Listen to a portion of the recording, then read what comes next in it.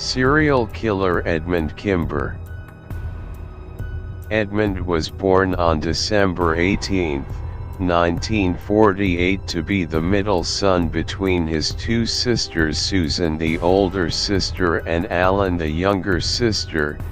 His father, Kimber II, was a soldier in the American Army and participated in the experiments of detonating nuclear bombs, and after his retirement he worked as an engineer at the Electric Corporation in Burbank, California, and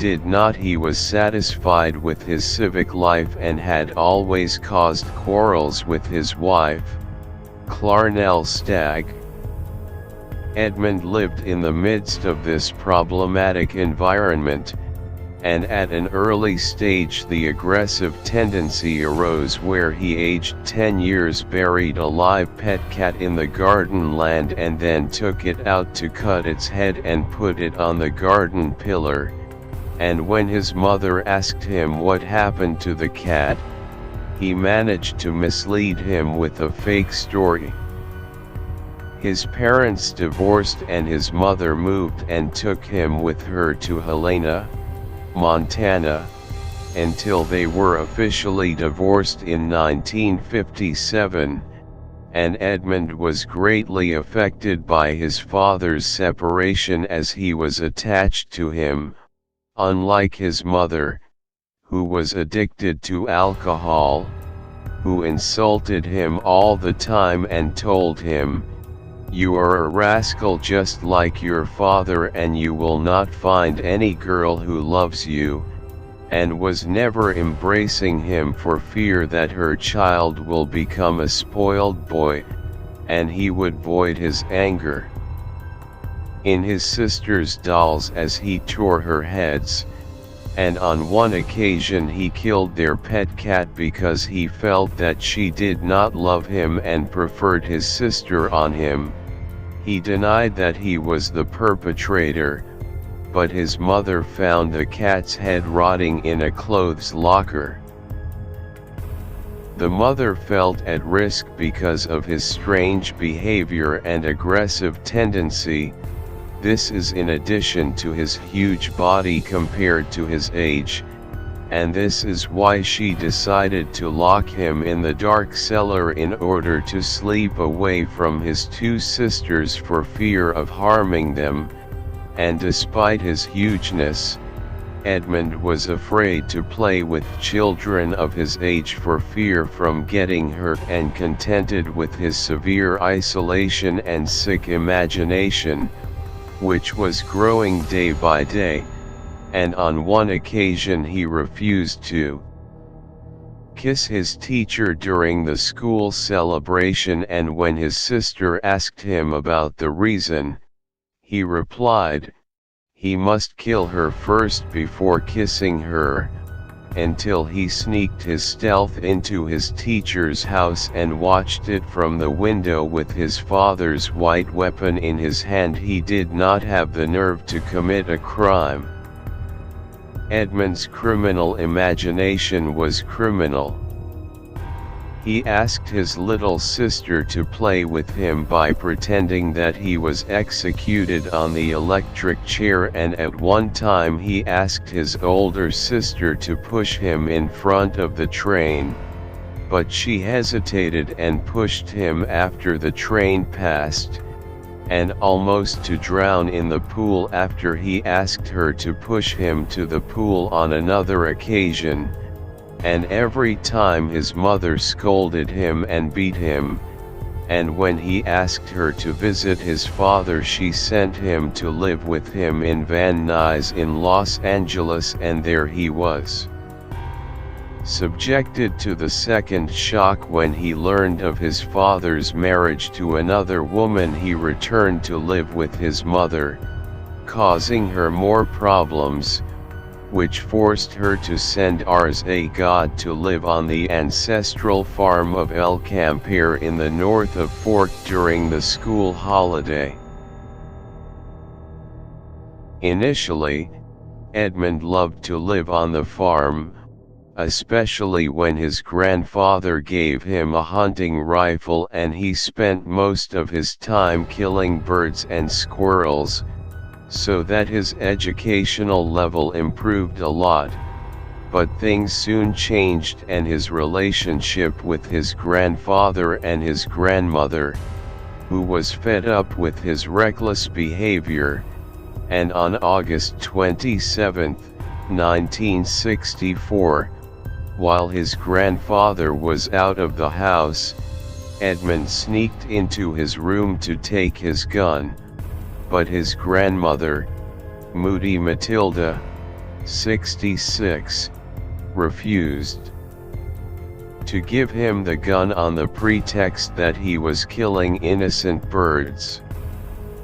So Edmund went out of the house in anger, and after his grandmother went to the kitchen, he sneaked into the room again and he took the rifle, and this time he did not aim his rifle at the bird but rather decided to stop his grandmother, who bothered him,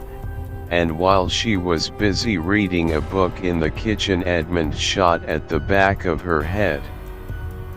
During that, Edmund heard the sound of his grandfather's car engine and had returned from his morning tour. So Edmund went to the garage, and while his grandfather,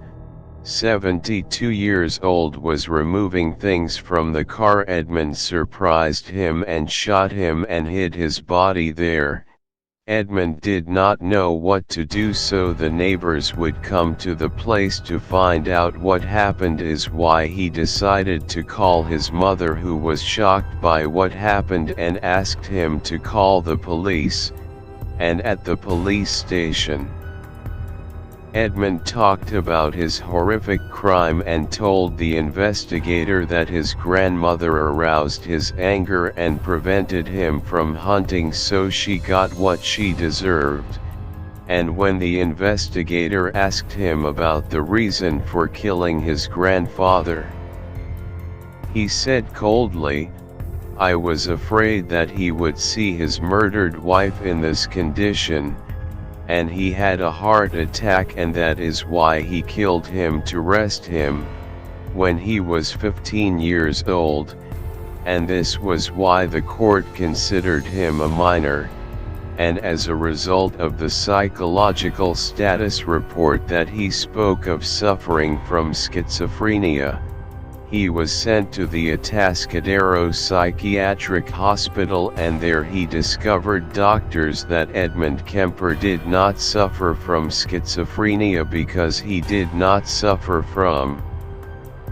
delusions and hallucinations, and was diagnosed with a negative personality disorder as a result of the miserable childhood that he went through.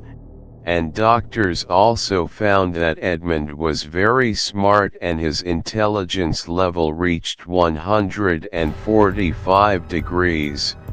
He was so smart that he was able to hide the symptoms of his illness and answer questions differently.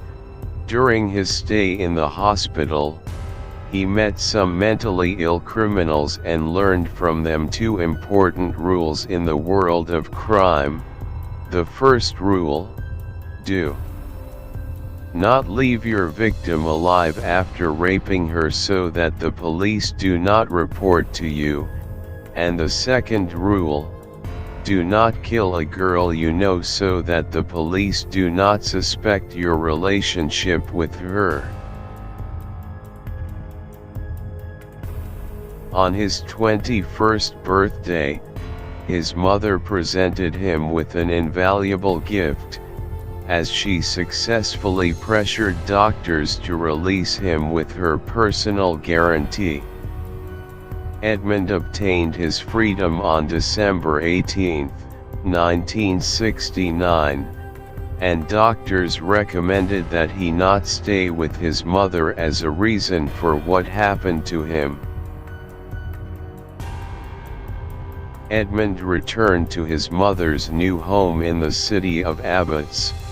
who moved to him after she found work as an administrative assistant at St. Cruz College in California, and he was shocked when he learned that his mother had married another man and her name became Clarence Strandberg, and Edmund had to go to the community college, according to what he came under the terms of his release from the hospital, and he had aspired to become a police officer, but his request was rejected because of its huge length, 2 meters long, and its weight of 113 kilograms made it inoperable to the police wire and was called Edmund the Huge.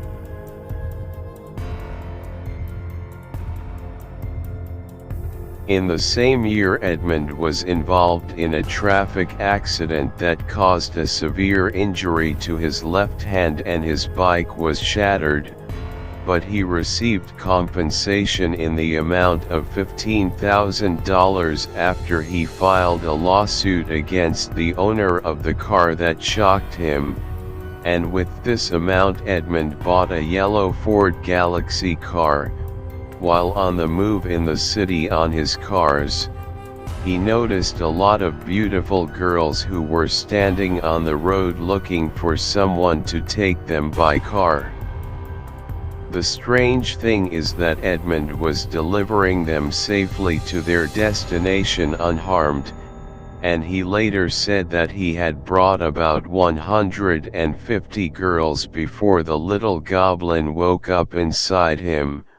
But he himself was subjected to hallucinations and violent fantasies and preparing for the transfer next, while it was collecting handcuffs and plastic bags and guns in his car, which has changed its doors keys so that they become a trap car cannot escape the victim. On May 7, 1972, while Edmund was roaming his car on the Berkeley City Road, 2 girls standing at the edge of the road caught his attention,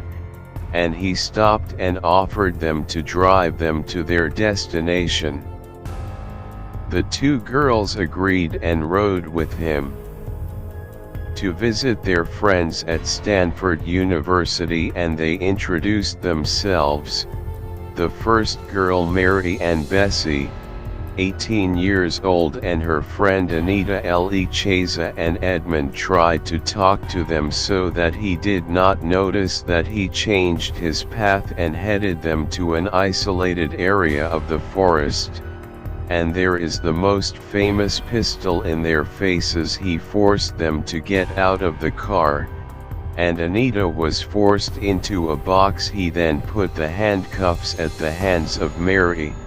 who tried to resist him, which forced him to grab her chest, and when he touched her breasts, felt embarrassed, and apologized to her, and this is a very strange thing, and dragged her to the back seat where he put a plastic bag on her head and tried to strangle her with a cloth before he raped her, but she resisted and tore the cyst in her mouth, which forced him to take his knife and stabbed her several times. The poor woman screamed from the severity of the pain until she silenced her cry with his knife, which grooved her neck. Then he went to the back of the car to prepare for the poor Anita, who heard the cry of her friend before she died. A policeman stopped him and asked him for his identity papers and property. Edmund was very afraid of his order being exposed, but the policeman told him that he should fix his tail lamp and let him go if he was going. Edmund was very lucky. The policeman did not search his car, and when he returned to the apartment he found that his friend had left it, So he transported the bodies to his room where he photographed them naked, and then he had sex with them, and then he cut the bodies into small parts and put them in plastic bags and keep the heads in his wardrobe. As for the remains of the two bodies, he disposed of it by throwing it on Mount Loma Prieta. When he returned to the apartment, he enjoyed his booty.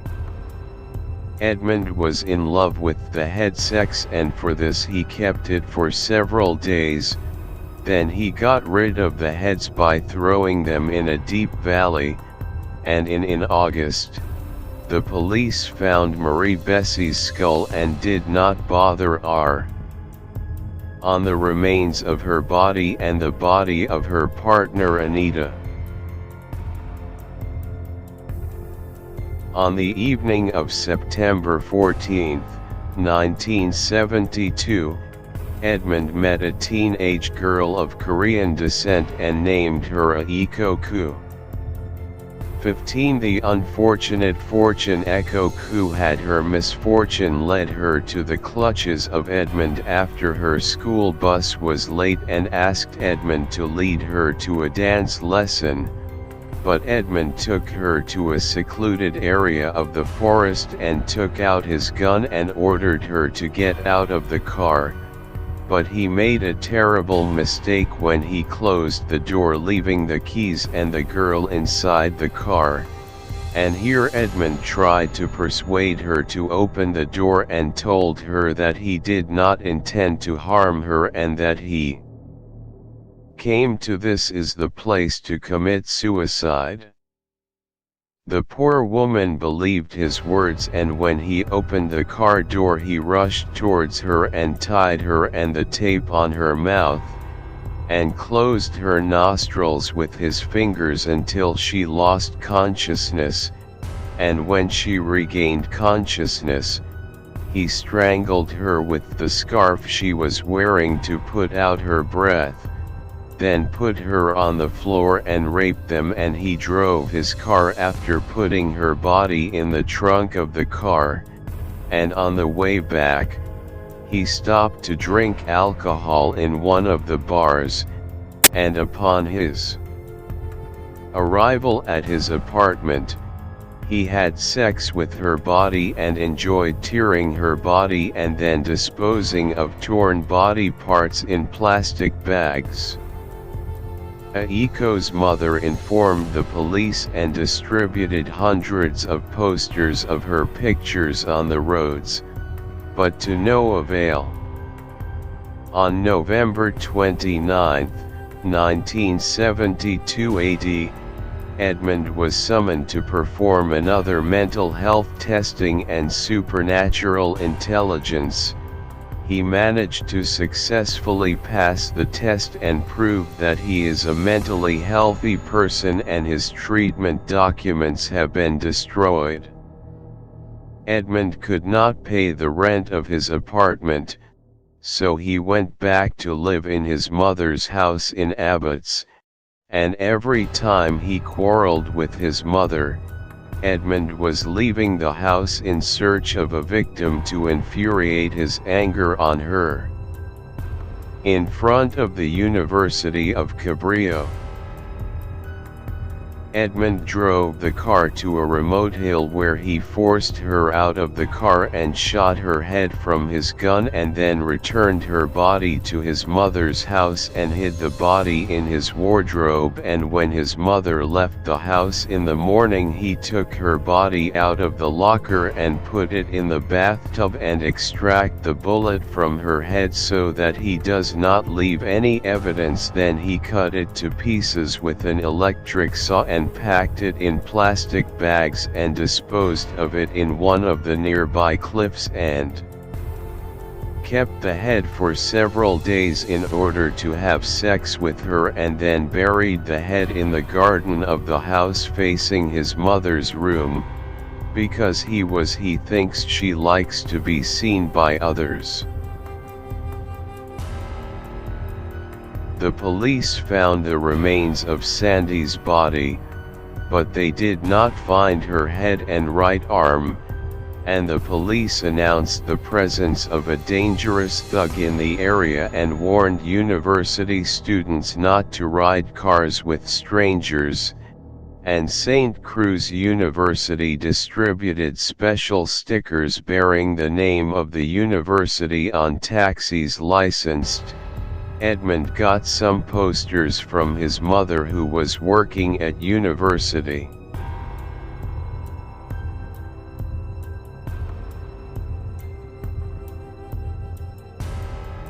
On February 5, 1973, while Edmund was driving near the St. Cruz University campus, he found 23-year-old student Rosalind Heatherthorpe and persuaded her to ride with him. She persuaded the poor woman after seeing the stickers on the car, and Edmund was another girl named Allison Helen, 20. General, Edmund slowly slowed down the speed of the car, then took out his pistol and tried to draw Rosalind's attention to the landscape, then urgently shot her at the back of her head. So I was proud. As for Allison, she was horrified by what she saw and tried to escape from the car, but the door did not open. Anderson called her a hail of bullets until he finally managed to kill her. Then he wrapped the bodies in the sheet and went to the house, and when his mother asked him about the reason he left again, he answered her he was going to buy cigarettes and then went to the car and separated the girls' heads. And in the morning he brought Alice's body home and took Rosalinda's head with him in order to extract the bullet from her. Then he had sex with her, and he disposed of the bodies the next day.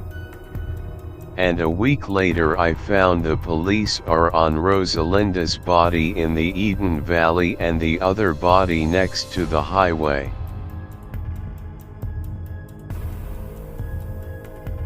Edmund felt that his mother might have known about his crimes, and that is why he decided to kill her, and on the evening of April 20, 1973 his mother Carnell, 52 years old, returned him to the house and woke him up to eat and went to her room to rest on her bed and read some pages of her book before she went to sleep. Suddenly Edmund entered it, but she turned to him with a sarcastic tone, saying to him, "I think you came to talk to me until the morning?" He replied, "Good night, Mom." Then he left the room and returned to it while he was carrying a huge hammer. While she was asleep, he hit her on the head with all his strength until he smashed her face. Then we slaughtered her neck with a knife. Then he had sex with her head, tore her tongue, and threw it in the garbage bin and used the head as a target for the arrows that he threw at him and shouted at him for an hour. Then he went to drink alcohol and thought that he would become the first accused of the crime. For this he decided to add another victim so that he could remove the charge from himself and make it appear to be a storm for the purpose of the theft. And he called his mother's friend Sally Hallett, 59 a year, to dinner, and when he came home he strangled him and then slit her knife until the head was separated from the body and practiced sex with her body until the sunlight dawned, and then wrote on the paper the phrase, "It is approximately 5:15 p.m. I do not need to suffer from pain at the hands of the terrible butcher. It was fast and not complete as usual,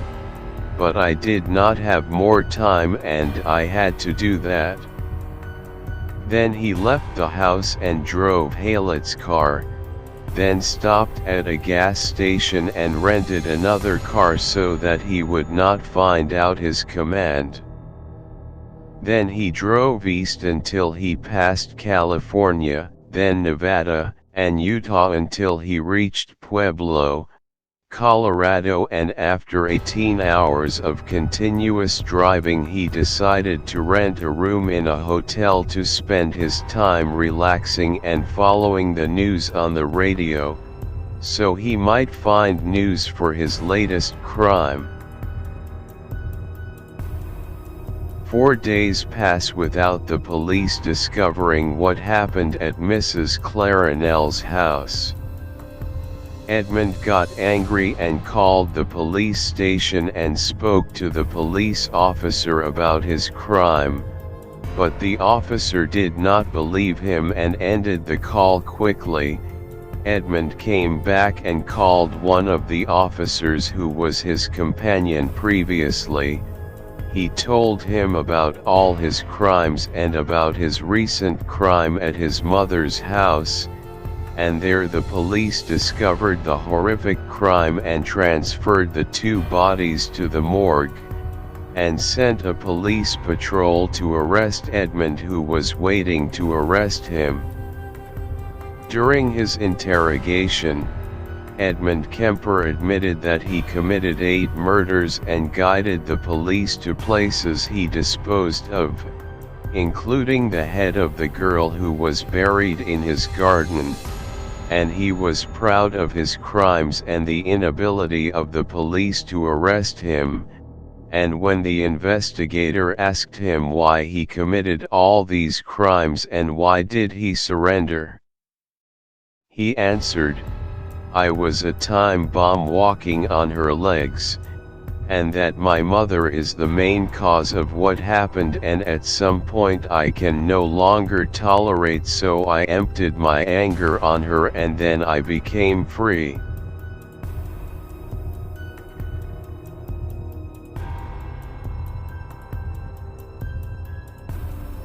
The first court hearings were held on May 7, 1973 in St. Cruz Court, and defense attorneys have tried to prove that Edmund Kimber is mentally ill and has based his defense on reports written by psychiatrists during a hospital stay in mental illness, and his older sister's testimony about his childhood miserable. As for Edmund, he talked that he was trying to own girls and that something in his head was pushing him to do those crimes, and during several sessions, the prosecution proved that Edmund was guilty and had relied on the same medical reports that Edmund was released as being fully recovered from his mental illness. This was confirmed by a psychiatrist who examined the conditioned man's psychological during his detention, and has used truth serum on Edmund, who admitted during the investigation that the cooking parts of the bodies of girls by as much as a casserole and eat from hovern and then return to deny it. On November 8, 1973, the pronouncement session took place, after the jury of 12 men and women jurors deliberated, and after 5 hours of consultation, Edmund was sentenced to life imprisonment as a punishment for the 8 murders he committed, after the court proved that the defendant was in his full mental strength while carrying out the crimes, and in a strange behavior from him, and instead of asking to reduce his sentence, Edmund demanded the court to change the sentence to death and suggested that he be executed in the gas room or electric chair, but the court rejected his request because the death sentence was pending at that time. Edmund Kimber was transferred to California State Prison to spend his long sentence, during which Edmund spends his time reading books and recording his voice for the blind to listen to, as he arranges the schedule of visits of psychiatrists with patients, and everyone described him as a model prisoner, and in 1979 he presented Edmund requested a pardon, but the court rejected his request because it posed a danger to society, and he will consider his request again in 2024 and he may be released.